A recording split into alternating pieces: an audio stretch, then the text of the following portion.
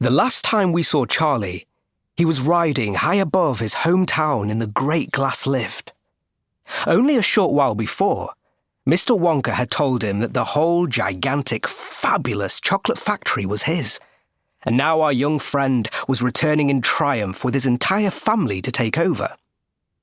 The passengers in the lift, just to remind you, were Charlie Bucket, our hero, Mr. Willy Wonka, chocolate maker extraordinaire, Mr. and Mrs. Bucket, Charlie's father and mother, Grandpa Joe and Grandma Josephine, Mr. Bucket's father and mother, Grandpa George and Grandma Georgina, Mrs. Bucket's father and mother. Grandma Josephine, Grandma Georgina, and Grandpa George were still in bed, the bed having been pushed on board just before takeoff. Grandpa Joe, as you remember, had got out of bed to go around the chocolate factory with Charlie. The great glass lift was 1,000 feet up and cruising nicely. The sky was brilliant blue. Everybody on board was wildly excited at the thought of going to live in the famous chocolate factory. Grandpa Joe was singing. Charlie was jumping up and down. Mr. and Mrs. Bucket were smiling for the first time in years, and the three grandparents in the bed were grinning at one another with pink, toothless gums. "What in the world keeps this thing up in the air?" croaked Grandma Josephine.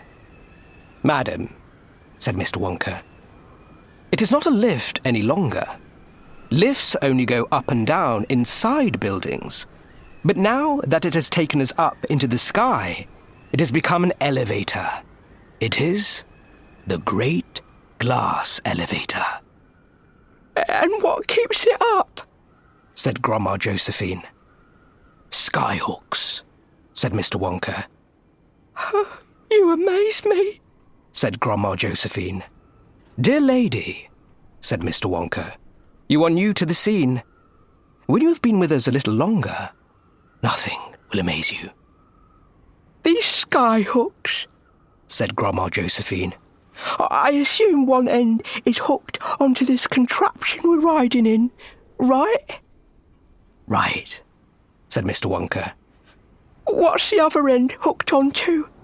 said Grandma Josephine. "It's terribly loud in here," said Mr. Wonka.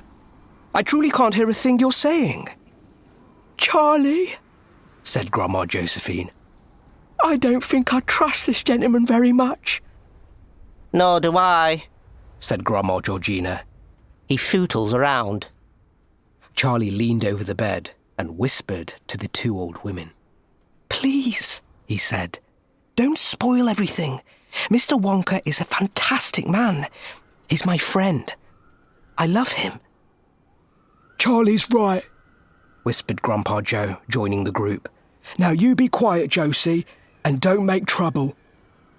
"We must hurry," said Mr. Wonka. "We have so much time and so little to do. No, wait, cross that out, reverse it. Thank you. Now back to the factory," he cried, clapping his hands once and springing 2 feet in the air with 2 feet. "Back we fly to the factory.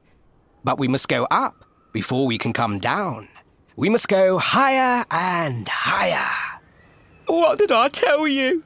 said Grandma Josephine. "Oh, be quiet, Josie," said Grandpa Joe. "Mr. Wonka knows exactly what he's doing." "We must go higher," said Mr. Wonka. "We must go tremendously high. Hold on to your stomach." He pressed a brown button. The elevator shuddered, and then with a fearful whooshing noise, it shot vertically upward like a rocket. Everybody clutched hold of everybody else, and as the great machine gathered speed, the rushing, whooshing sound of the wind outside grew louder and louder, and shriller until it became a piercing shriek, and you had to yell to make yourself heard.